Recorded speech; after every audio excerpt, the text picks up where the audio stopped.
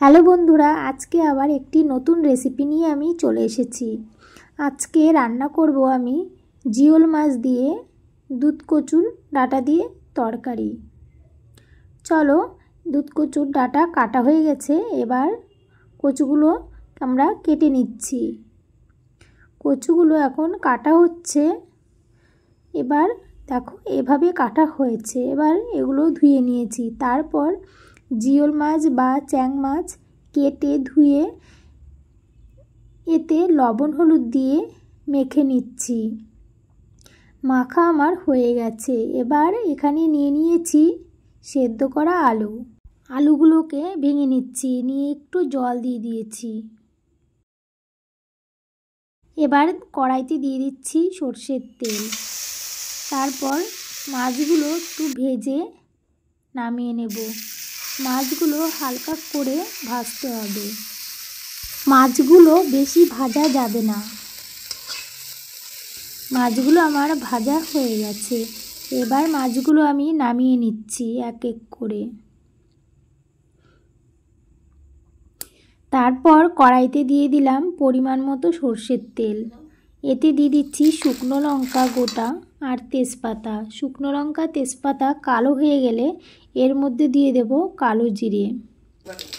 তারপর এর মধ্যে দিয়ে দেব কেটে রাখা কচুগুলো।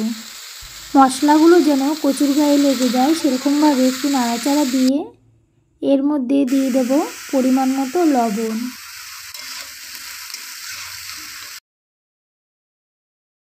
এবার দিয়ে দিচ্ছি আলুগুলো, দিয়ে আবার কিছুক্ষণ মিক্স করে নিতে হবে। নিয়ে এবার এর মধ্যে দিয়ে দেব কাঁচা লঙ্কা বাটা।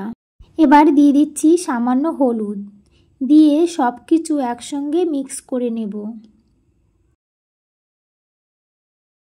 চুই ঝাল দিয়ে আবার কিছুক্ষণের জন্য মিক্স করে নেব। এবার কিছুক্ষণের জন্য ঢেকে দিচ্ছি। দেখো কচুটা সেদ্ধ হয়ে গেছে, কত সুন্দর সেদ্ধ হয়ে গেছে।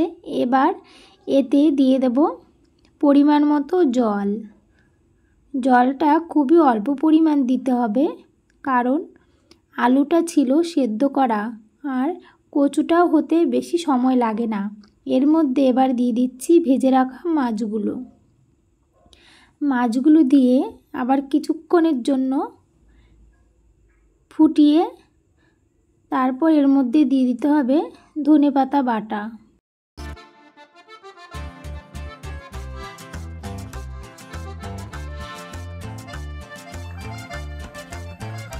আজকে রান্নাটি আমার এখানেই শেষ হয়ে গেল। এবার তরকারিটা আমি নামিয়ে নিচ্ছি। আজকে রেসিপিটি কেমন হয়েছে অবশ্যই তোমরা কমেন্ট করে জানিও। এরকমভাবে যে কোনো জিওল মাছ দিয়ে তরকারি রান্না করলে তাতে কোনো তেল মশলাও লাগে না, আর আমাদের শরীরের পক্ষেও খুবই ভালো।